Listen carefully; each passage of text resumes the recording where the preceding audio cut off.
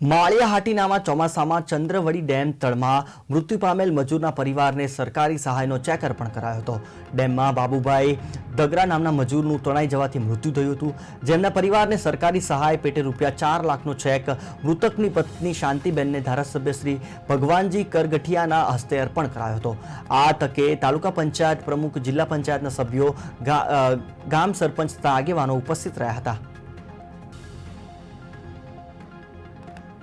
જે ધર્મપત્ની છે શાંતાબેન બાબુભાઈ ડગરા, એમને આજ રોજ ₹4 લાખ રૂપિયાનો ચેક દે છે।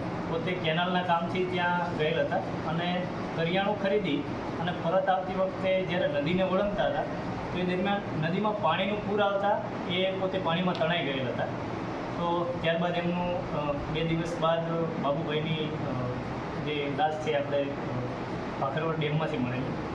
બાબુભાઈનું PM રિપોર્ટ અને વિસેરા રિપોર્ટ કરવામાં આવેલો અને વિસેરા રિપોર્ટના અંતે બાબુભાઈ પોતે નદીમાં ડૂબવાથી એમનું મૃત્યુ થયેલ છે એવું જણાતા સરકારશ્રીના જે પ્રવર્તમાન નિયમો છે એ પ્રમાણે માનવ મૃત્યુના કેસમાં ₹4 લાખની સહાય આપવા નદીમાં અમારા બાપા તળા કરવા ગયા હતા, તણાઈ ગયા। સરકાર તળાની મને ₹4 લાખ મળી ગયા।